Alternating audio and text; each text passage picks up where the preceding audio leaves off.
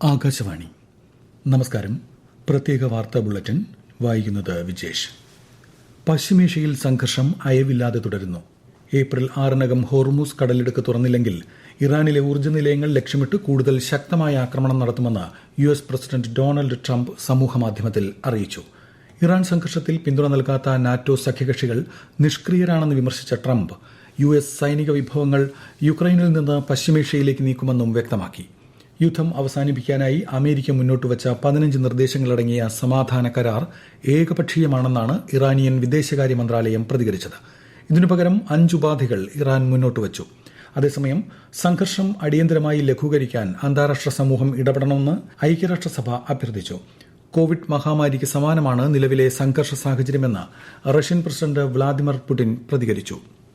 പശ്ചിമേഷ്യൻ സംഘർഷവുമായി ബന്ധപ്പെട്ട് പ്രധാനമന്ത്രി നരേന്ദ്രമോദി മുഖ്യമന്ത്രിമാരുമായി ഇന്ന് ചർച്ച നടത്തും. വീഡിയോ കോൺഫറൻസിംഗിലൂടെയാണ് യോഗം. സംസ്ഥാനങ്ങളുമായി ചേർന്ന് സ്വീകരിക്കേണ്ട നടപടികളെക്കുറിച്ച് ചർച്ച ചെയ്യും. മാതൃകാ പെരുമാറ്റച്ചട്ടം നിലനിൽക്കുന്നതിനാൽ തെരഞ്ഞെടുപ്പ് നടക്കുന്ന സംസ്ഥാനങ്ങളിലെ മുഖ്യമന്ത്രിമാർ യോഗത്തിൽ പങ്കെടുക്കില്ല.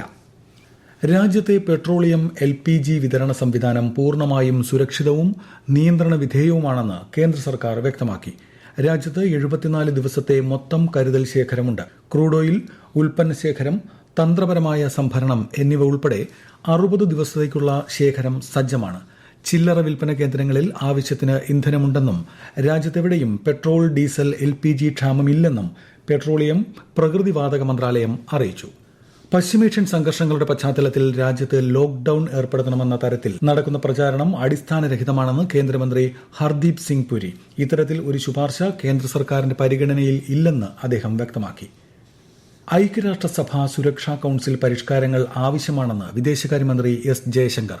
ഫ്രാൻസിൽ നടക്കുന്ന G7 വിദേശകാര്യമന്ത്രിമാരുടെ യോഗത്തിൽ സംസാരിക്കുകയായിരുന്നു അദ്ദേഹം. സുരക്ഷാ കൌൺസിലിന്റെ സമാധാന പരിപാലന പ്രവർത്തനങ്ങൾ കാര്യക്ഷമമാക്കുന്നതിനുള്ള നടപടികൾ അടിയന്തരമായി പരിഗണിക്കേണ്ട വിഷയമാണെന്നും ശ്രീ S. ജയശങ്കർ വ്യക്തമാക്കി. സംസ്ഥാനത്ത് നിയമസഭാ തെരഞ്ഞെടുപ്പ് ചിത്രം തെളിഞ്ഞു. 140 മണ്ഡലങ്ങളിലായി ആകെ 890 സ്ഥാനാർത്ഥികളാണ് മത്സര രംഗത്തുള്ളത്. സ്വതന്ത്ര സ്ഥാനാർത്ഥികൾക്കുള്ള തെരഞ്ഞെടുപ്പ് ചിഹ്നങ്ങൾ തെരഞ്ഞെടുപ്പ് കമ്മീഷൻ ഇന്നലെ അനുവദിച്ചു. അടുത്ത മാസം 9-നാണ് സംസ്ഥാനത്ത് വോട്ടെടുപ്പ്. വോട്ടെണ്ണൽ മെയ് 4-ന് നടക്കും. നിയമസഭാ തെരഞ്ഞെടുപ്പിനുള്ള പ്രചാരണം സംസ്ഥാനത്ത് ഊർജിതമായി തുടരുകയാണ്. മുഖ്യമന്ത്രിയും മുതിർന്ന CPIM നേതാവുമായ പിണറായി വിജയൻ ഇന്ന് തൃശൂരിൽ LDF പ്രചാരണ പരിപാടികളിൽ പങ്കെടുക്കും. NDAയുടെ പ്രചാരണത്തിനായി പ്രധാനമന്ത്രിയും BJP മുതിർന്ന നേതാവുമായ നരേന്ദ്രമോദി ഞായറാഴ്ച തൃശൂരും പാലക്കാടും പ്രചാരണത്തിനെത്തും.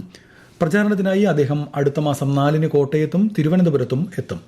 മല്ലികാർജ്ജുൻ ഖാർഗെ, സച്ചിൻ പൈലറ്റ് തുടങ്ങിയ മുതിർന്ന കോൺഗ്രസ് നേതാക്കളും സംസ്ഥാനത്ത് UDF പ്രചാരണത്തിനായി എത്തിയിരുന്നു. നിയമസഭാ തെരഞ്ഞെടുപ്പിന് മുന്നോടിയായി അന്തിമ വോട്ടർ പട്ടിക പ്രസിദ്ധീകരിച്ചു. ceo.kerala.gov.in എന്ന വെബ്സൈറ്റിൽ അന്തിമ വോട്ടർ പട്ടിക ലഭ്യമാണ്. കൂടാതെ താലൂക്ക് ഓഫീസുകളിലും വില്ലേജ് ഓഫീസുകളിലും ബൂത്ത് ലെവൽ ഓഫീസറുടെ കൈവശവും പട്ടിക ലഭിക്കും.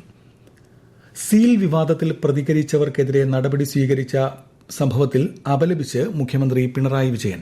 ഇതു സംബന്ധിച്ച് മുഖ്യ തെരഞ്ഞെടുപ്പ് ഓഫീസർക്ക് അദ്ദേഹം കത്തയച്ചു. ജനാധിപത്യ രാജ്യത്ത് ഇത്തരം സംഭവങ്ങൾ പൊതുജനങ്ങളിൽ നിന്ന് അഭിപ്രായങ്ങൾക്കും വിമർശനങ്ങൾക്കും വഴിവെക്കുമെന്നും മുഖ്യമന്ത്രി കത്തിൽ ചൂണ്ടിക്കാട്ടി.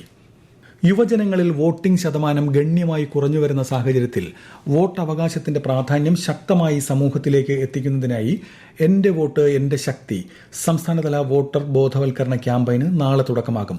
ക്യാമ്പയിന്റെ ഉദ്ഘാടനം തിരുവനന്തപുരം മാനവീയം വീഥിയിൽ ഹൈക്കോടതി judge justice AK Jayasankaran Nambiar നിർവഹിക്കും. നിയമസഭാ തെരഞ്ഞെടുപ്പിൽ 100% വോട്ടിംഗ് ഉറപ്പാക്കുന്നതിന്റെ ഭാഗമായി തൃശൂർ ജില്ലാ ഭരണകൂടത്തിന്റെ സ്വീപ് മിഷനും ട്രൈബൽ ഡെവലപ്മെന്റ് ഡിപ്പാർട്ട്മെന്റും സംയുക്തമായി ഗോത്രമേഖലകളിൽ വിപുലമായ ബോധവൽക്കരണ പരിപാടികൾ സംഘടിപ്പിച്ചു.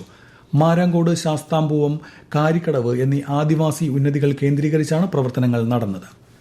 കേരളത്തിൽ പകൽ താപനില ഉയരുന്നതിനിടെ ഇന്ന് വിവിധ പ്രദേശങ്ങളിൽ നേരിയ തോതിൽ മഴ ലഭിക്കാൻ സാധ്യത. 11 ജില്ലകളിൽ നേരിയ മഴ ലഭിക്കുമെന്ന് കാലാവസ്ഥാ വകുപ്പ് അറിയിച്ചു. തിരുവനന്തപുരം, കൊല്ലം, ആലപ്പുഴ ഒഴികെയുള്ള ജില്ലകളിലാണ് മഴ മുന്നറിയിപ്പ്. അതിനിടെ കൊല്ലം, കോട്ടയം, പാലക്കാട് ജില്ലകളിൽ പകൽ താപനില 38 ഡിഗ്രി വരെ ഉയരാനും സാധ്യതയുണ്ട്. അന്താരാഷ്ട്ര ബഹിരാകാശ നിലയത്തിലെത്തിയ ആദ്യ ഇന്ത്യക്കാരനെന്ന ചരിത്രം സൃഷ്ടിച്ച ബഹിരാകാശ യാത്രികൻ ശുഭാംശു ശുക്ല നാളെ തിരുവനന്തപുരത്തെത്തും. ഗവർണർ രാജേന്ദ്ര വിശ്വനാഥ് ആർലേക്കറുടെ അതിഥിയായാണ് അദ്ദേഹം ലോക് ഭവനിൽ എത്തുന്നത്.